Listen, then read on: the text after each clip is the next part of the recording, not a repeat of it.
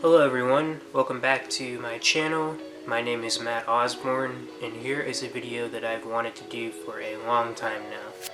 So, about 2 years ago, I made a video talking about how I record with my drum kit to make drum covers. And I've always wanted to go back and remake that video because I felt that it was a little rushed. But to be honest, there's really not that much to talk about since the kit does most of the work. But there have been things that I've learned since then, and I've wanted to go more in depth. So whether you're a drummer wanting to learn how to make a cover, or just the average viewer wanting to watch something entertaining or interesting, I hope you enjoy it all the same. So without further ado, here is how I make a drum cover.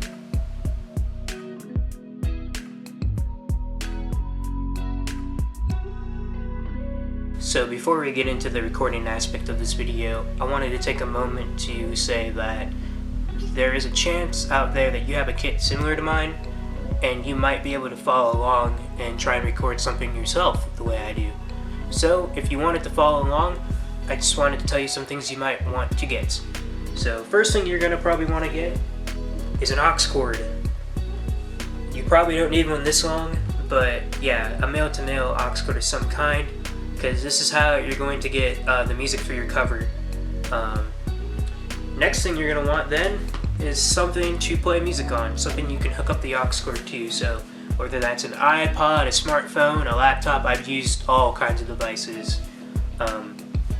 One thing I would recommend is that you make sure that the aux volume is turned up a bit, or you might find that the music in your cover is going to be pretty soft, and you'll get comments about that.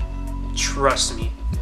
Okay, moving on. Next thing you're going to want to need is a USB drive. The manual says it needs to be an FAT32 file system. I'm not very tech savvy, so if anybody knows what that means, feel free to comment down below. But yeah, just a heads up, if you have never used the flash drive with the kit before, it does format it, so make sure you don't have anything important saved on it. The next thing you're going to want is a pair of headphones. Now, I think earbuds are fine, however, I have never been able to get earbuds to work with my kit, so I end up using my over-ear headphones, and they work just fine. So yeah, I think any headphones should do, but you might want to get over-ear, because like I said, I can't get earbuds to work. The sound comes out all weird. And then, the last thing you're going to probably want to need, and this probably goes without saying, but you're going to want a camera. You're going to want something to record yourself with. So yeah, I think that's really all I use. So yeah, not very expensive. You really don't need even the most expensive camera. You can maybe even use your phone. So yeah, you got everything you need on a pretty cheap budget. So now that we got that all out of the way, I am finally ready to show you how I record. So let's head over to the kit and I'll show you how it's done.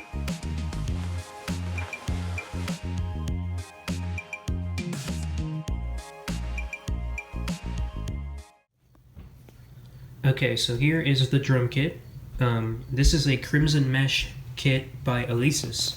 If you have a kit that looks similar to this or has a module similar to this, then feel free to follow along and try to record something like I do. So let's go over to the module here. So this is the module. Down here is where you're going to plug in your USB stick. Let's go to the back over here. So in the back we have all these inputs, but the only two I use are the aux input and the headphone input. Right now I have an aux cord hooked up to the phone input and hooked up to a speaker for demonstration purposes, but normally I would have that aux cord in the aux input. And then, yeah, the music gets played through the kit and it gets mixed with your drumming. So let's go back over to here. So we got two dials up here. One of them is the headphone input. So that controls the volume of that. And then this is your master volume. So this dial, I would make sure you have turned up quite a bit. I would say at least have it to 12 o'clock or 3 o'clock. Because if you have it turned way down, your recording is going to be very soft and possibly inaudible. And Alesis, if you're watching this, for crying out loud, put something down in your manual that explains this. I don't want you guys to have to go through the trouble I did figuring this out. Okay, so with that warning out of the way, we're ready to record. So all you gotta do is hit record. Pretty foolproof. Now I want you guys to hear and see what happens when I hit the record button. Do you hear that? That is a click track. We don't want that going off. So to turn off the click track, we hit click. You'll have to do that every time you hit record. I don't know of any way to stop the flashing, so if anybody knows, please comment down below. So yeah, now we are ready to record. I know it's very hard to see. You can kind of see it there. It says record to song, and that's the file name. And it says you can hit one of the pads to record, or you can hit start. Any is fine. So, let me see if I can try and show it here. I apologize, it's very hard to see. But, countdown. And as soon as that countdown is done, that's when I hit play on my device and the music starts to go. And then I drum along to the track. So, drumming. And when the song is done, you can hit stop or record again, whichever. And now it is saving that recording. It's kind of hard to see, but it says saving. And there you go. We've got our file recorded. That was pretty quick, pretty simple. So now that we got something recorded, I'll let it save. Maybe we can play it back here. Okay, let's hear it back.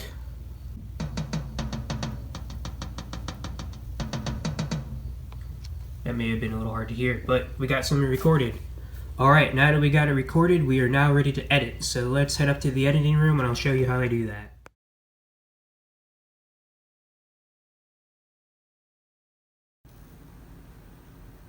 Okay, so this part of the video is going to be about how I edit.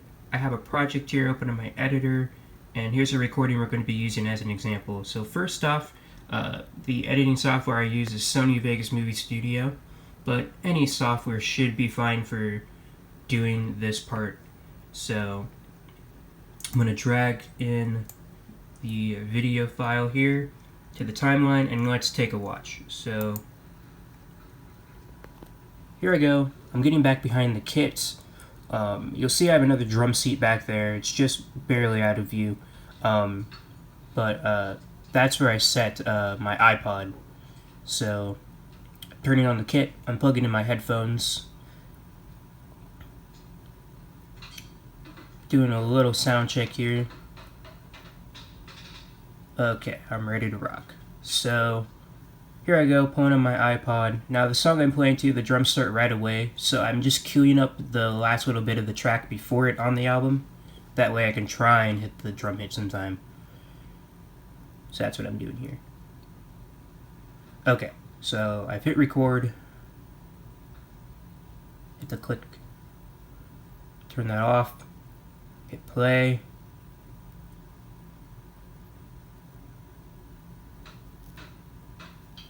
Didn't get it. So queuing up the last track before this song on the album, I'm going to try it again. Got it. Alright, do you hear that squeaking noise? That's my bass drum pedal. So yeah, it looks like I'm going to have to get some WD-40 for that. So okay, so now I'm playing. And now, let's go and look at this recorded file I have.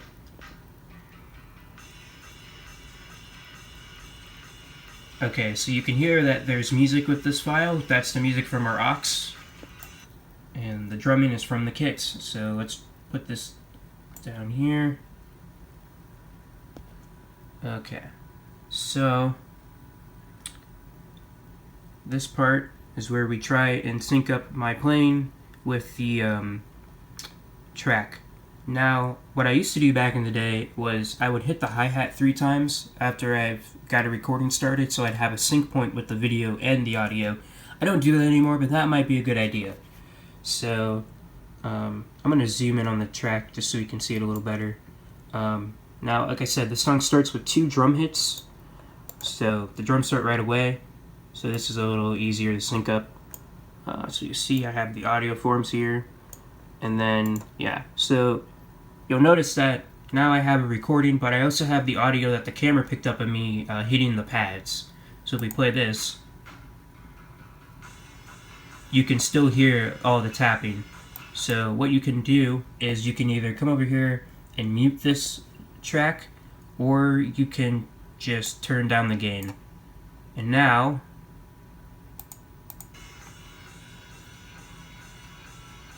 you have what looks like a cover. And then you can just detach the audio from the video and delete the track if you want. And then I would also edit out all the stuff of me getting ready and, you know, make an ending if I want to do a fade out, but this is just for demonstration purposes. So yeah, that's editing.